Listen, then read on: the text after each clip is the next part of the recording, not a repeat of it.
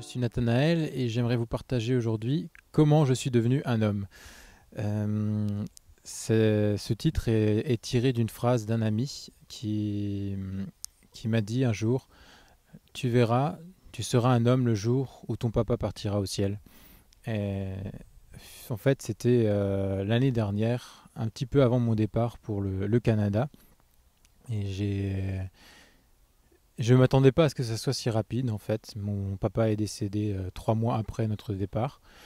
Il est arrivé plusieurs choses qui ont été comme, je ne vais pas dire des signes, mais euh, une marque d'amour de la part de Dieu pour moi, pour me dire, malgré tout ce qui arrive, moi je sais que ce que tu traverses, et je suis là pour toi. Donc j'ai trouvé ça un peu spécial, mais par exemple, nous sommes partis en mai et début mai, mon papa avait son anniversaire. On est allé au restaurant. Il voulait absolument partager son anniversaire avec ses 4 fils. Et je me posais la question, mais pourquoi maintenant? Pourquoi les quatre, etc. En fait, on aura encore d'autres occasions. Mais il y tenait et je ne savais pas pourquoi.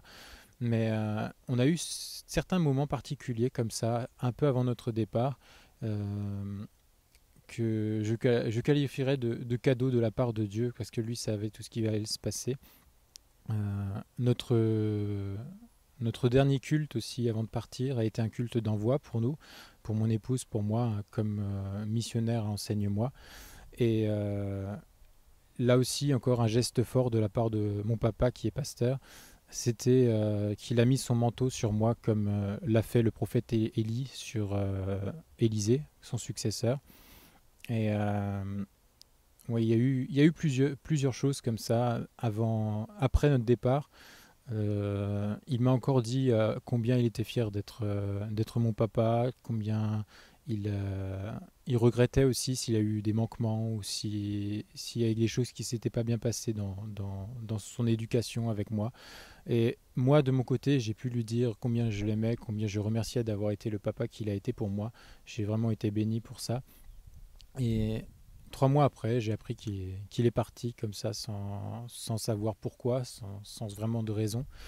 Mais la chose que j'ai pu faire, c'est, oui, je suis le fils aîné de la famille, mais aussi un fils aimé, surtout un fils aimé. Et quelque chose que Satan a voulu faire pour détruire peut-être ma vie en me décourageant, en enlevant un appui sur lequel je tenais. Dieu l'a transformé en une motivation supplémentaire pour le servir, pour agir pour lui. Et le 26 août, par exemple, à la cérémonie, j'ai eu le privilège, la joie de pouvoir partager en quoi mon papa croyait devant plus de 400 personnes, leur dire qui est Jésus pour moi, pour eux. Et c'est ce que je voudrais vous dire aussi. Quoi qu'il peut se passer, le Saint-Esprit est toujours là. Il est le consolateur, il est celui qui nous enseigne, qui nous parle, il est un ami pour chacun de nous. Et c'est ce qu'il veut vraiment au plus profond de lui-même, c'est être notre ami, notre confident. Et c'est ce que je veux vous encourager aujourd'hui, c'est euh, soyez, soyez attentifs à lui, soyez disponibles pour être avec lui. Apprenez à le connaître toujours plus parce que il est là toujours pour vous guider, pour vous consoler, pour vous aider à aller plus loin malgré toutes les difficultés que vous pourrez surmonter. Dans Jean, il est écrit que Dieu, le Père, nous enverrait le Saint-Esprit, qui est un autre consolateur, un, un confident, et qui demeurerait éternellement avec nous.